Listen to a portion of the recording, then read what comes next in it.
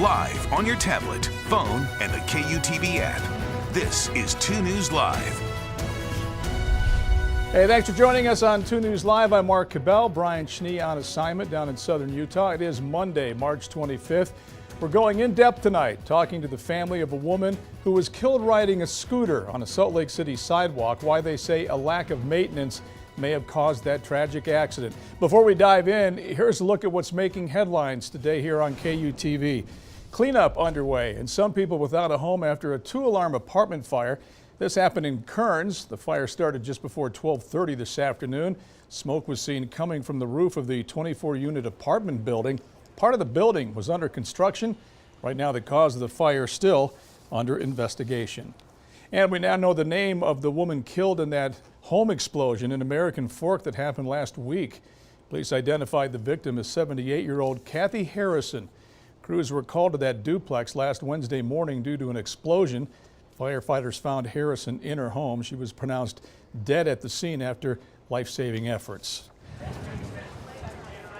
Frontrunner riders going to see better Wi-Fi on board trains. The upgrade is a new network. It'll provide greater reliability and enhanced connectivity for passengers while traveling. Bolden Networks reached an agreement with UTA to upgrade the network and provide operational support. You can now see some of those newly acquired artifacts the Church of Jesus Christ of Latter-day Saints transferred from the Community of Christ. A brand new exhibit now open at the Church History Museum. Church leaders calling the exhibit Sacred History, treasures from the restoration of the gospel of Jesus Christ. You can see multiple new artifacts, including letters from Joseph Smith to his wife Emma and portraits of Joseph Smith and Emma Smith. As we go in depth tonight, you can always get in touch with us during the show. You can use the hashtag 2NewsLive if you'd like to join in on the conversation. Always like to hear from you. A severely disabled Price woman who was raped by her stepdad has died. We first told you about this horrific story in Ashley Vihil last month. Her stepdad, Brian Kenneth Urban, pleaded guilty to raping her. Amanda Gilbert talked to Ashley's mom today about losing her daughter. This is just a terribly horrific story, Amanda. It is just awful learning all the details. And today I actually did get video of when law enforcement arrested Brian Kenneth Urban back in October 2022. But let's go ahead and take a look at 31-year-old Ashley. Her whole life she dealt with a rare disorder known as Rett syndrome, which meant she could not talk, walk, fight. Her seizures were getting worse, so her doctor asked Ashley's mom, Paula Vihil, to install cameras in her bedroom. And instead of catching the seizures, Paula says she caught Brian Kenneth Urban raping her daughter. Immediately reached out to law enforcement. Brian has since pled guilty to 5 felony charges, including rape, and his sentencing actually comes up next Friday. But Paula says what's been so difficult is they don't know exactly how long Brian Kenneth Urban will go to prison, or if he will, because there's different protections for children versus adults in our state when it comes to being victims of crimes like this. So Paula is fighting for what she's hoping will be called Ashley's Law that will better protect vulnerable adults who are victims of things like this. But through this whole fight, sadly, we have now learned that Ashley has died. She lost a severe amount of weight. She was 48 pounds when she died. She was still dealing with seizures. The exact cause of death is still being looked into, but just very sad ending to a story we've been following for months. So coming up at 6, you're going to hear from Ashley's mom and learn more about this. All right, Amanda, I'm sure this might be addressed in the legislature. That's one thing. And what about the rape charge? Could this be upgraded to a murder charge because she has now died? That we don't know at this time. We'll learn more next Friday during her sentencing. What's hard is what will happen with learning the exact cause of death, but we'll learn more next Friday to the answer to that. All right, Amanda, very, very sad story. Thank you very much. Well, a family speaking out after a mother of 5 lost her life after she crashed over a buckling sidewalk in downtown while she was riding a rented scooter. Our Brian Malahy spoke with the family. Brian, photos show this problem had been there maybe for years. Yeah, there were date stamp photos that were really screen grabs from Google that the family was able to snap on their computer. They shared them with us. So from 2011 till now, this buckling had been a part of the sidewalk here at 450 South West Temple. Now, the buckling wasn't as bad back 13 years ago as it is now, but it was there. And it was something that the family is saying, well, why wasn't this fixed? And we've been asking the city, whose responsibility is it to fix this? You know, when did, were there any efforts to fix it? Ask the Sheraton Hotel, which is adjacent to this sidewalk, their property. Well, did you ever ask the city? And they said, well, we think, new general manager said, I think that happened, but it wasn't done. So at least from 2011 till now, this has been an issue here. Not as much as it is now. You can see that the concrete here, and this is a very, very close shot. You can see that the concrete here is just broken apart, and there were no barricades the other night, overnight on Friday when this crash occurred, and so that was something that was a serious concern for the family. The family said, well, why wasn't there warning? And we've put specific questions to the city about that. When did those barricades go up? Have not heard back. The city did say this is a tragic incident and it's reviewing the circumstances surrounding it, but beyond that, it's not making any more comments. Brian, you brought up a good point in your report today. I just wondered the bigger picture here.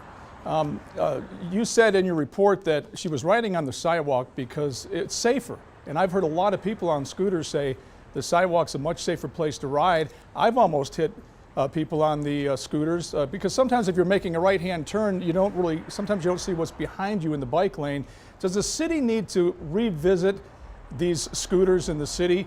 I've seen people get written up for jaywalking in front of the station. I've never seen anybody get a ticket for riding on the sidewalk. And I don't think the city requires helmets either. If she had a helmet on, maybe this would be different. And I don't want to sound insensitive in any way. I think there's a lot of issues to look at here.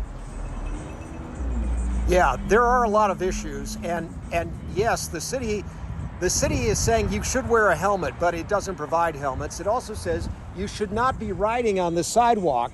But the cousin that I spoke to today of Ashley Peck said, look, she was riding on the sidewalk because she felt it was safer. This is West Temple right here. You can see the lineup over on the other side. And in just a moment, once the light on 400 South turns, there'll be a stream of cars that will come this way. I mean, even with the barricades up right now, people are walking around it. You can see maybe one guy over there who walked around these cars along the street. Not the best situation. And so, was she supposed to be riding her scooter here? I mean, is this where she was supposed to ride?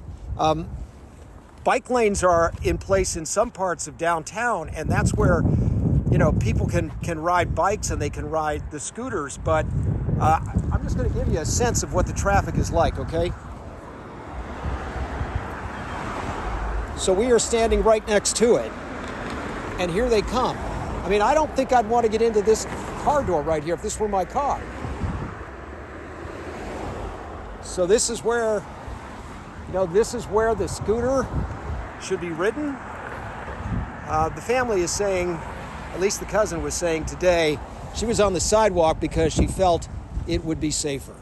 All right, Brian, a lot of issues of accountability and responsibility here. I'm sure we'll hear more of this. Our condolences to the family. That's just a tragic loss. Yes, I understand absolutely. She had five children, right, Brian? Was that right? Five young kids, ages 4 months to about 15, and we heard from one of her loved ones today saying, it was hard for even some of those younger kids to process what had happened, saying that they thought mom had just gone asleep, and one of the boys went in and said, Mom, come on and wake up. And so it's heartbreaking, and it is tragic, and you're right, so many questions. Brian Malahy, thank you so much, Brian, for that report. Appreciate it. All right, let's talk weather. Poor Poor Sean you got stuck up in Little Cottonwood Canyon earlier today. Yeah, that's right. And it was slick out there. You know, you got to be careful with reduced visibility and for some of these snow showers, because they can bring an inch or two, and that can make roads pretty slick and treacherous. So be careful heading up to the mountains. We continue to see snow showers in our area tomorrow as well. But for the Wasatch Front, and if you're heading to the Jazz game this evening, we do have a few rain showers that could impact you. But heading home, I think we're looking a lot better there, drying out with temperatures a little bit chilly. So let's get to the maps to show you what's going on across the area as we continue to see some rain and, yes, some snow in some of those higher elevations. 48 degrees here in Salt Lake, so a little bit warmer now, but yeah, it's cloudy, and you can see some of that rain and some of the snow off in the distance. Dealing with temperatures here across the state, pretty cold. You definitely need the jacket, especially in Manti there at 38 degrees. Cedar City sitting at 43 degrees. Blanding nice and cold at 48. We continue to see some of those heavy bands now moving back into the mountains. So the mountains could see an additional 2 to 4 inches of snow as we head through the evening into the overnight. And we still are seeing some scattered light rain here along the Great Lake that will be pushing down towards the south and east, and then down towards the Beaver area, Penguich into Cedar City, dealing with some rain and snow showers in that area. Overall, quieter overnight with an isolated shower or two.